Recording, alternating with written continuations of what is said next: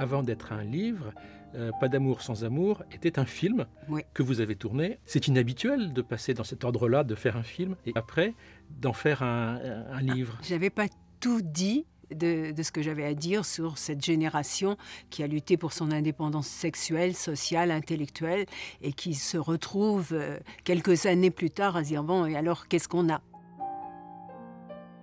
Parce qu'elle est abstinente depuis 3 ans. Le gynécologue qu'elle va consulter au début du roman lui dit « vous vous débrouillez comme vous voulez, mais il faut réactiver ».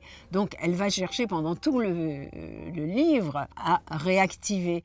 En même temps, elle a aussi des peurs, elle a une éducation, elle a eu des tristesses, des déceptions. Donc elle ne peut pas y aller comme ça.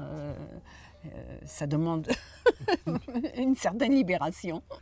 On peut rappeler que dans le roman, Eva travaille dans une agence de communication. Il y a quand même des passerelles entre sa vie professionnelle et sa vie privée, puisqu'elle a des liaisons dans le cadre professionnel. C'est vrai qu'elle use de ses charmes pour obtenir ce qu'elle veut. Et là, dans le livre, la famille, c'est à la fois extrêmement important et extrêmement irritant. Je pense que la famille est un microcosme de la société. C'est là qu'on apprend tout, à vivre. Est-ce que si on avait choisi, on aurait choisi cette famille-là? Bon, on vit avec cette famille parce que, voilà, on est né à cet endroit-là. Je suis quelqu'un qui parle vrai, qui parle cru même, un mot que j'adore, trivialité.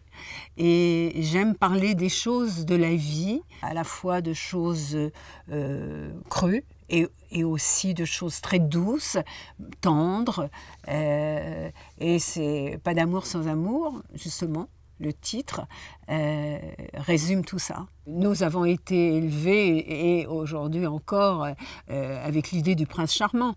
Dans le roman, il y a une phrase « On nous a fait croire qu'on était fait pour vivre en couple. Si ça se trouve, c'est pas vrai. » Je pense que je suis dans cette phrase-là. Le mariage, c'est quelque chose de démodé, mais c'est un avis personnel. C'est celui de Eva, en tout cas. Oh, c'est celui d'Eva. Eva, est-ce qu'elle est heureuse ?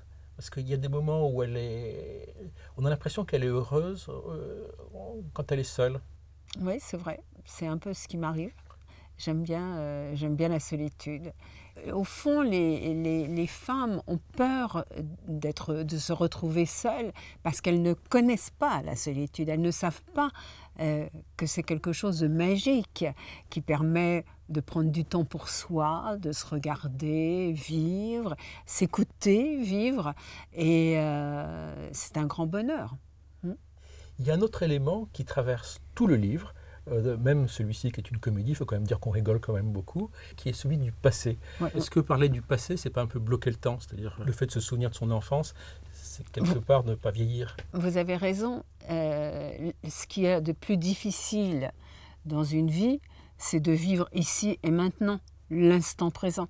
On est toujours soit dans le passé, soit dans une projection de l'avenir. Bon, j'essaye de travailler à aimer le temps présent, mais c'est très difficile. Si c'est la leçon du roman, tant mieux. Ma dernière question, Eva, en 2018, elle ressemble à quoi? Vous l'avez devant vous. Il y a toujours une part autobiographique dans tous mes romans. On ne parle jamais mieux que de ce qu'on connaît. Alors, même si les histoires sont très différentes, les époques sont différentes, je montre à quel point cette recherche de moitié d'âme est importante et comme elle nous travaille. Et voilà, pas d'amour sans amour.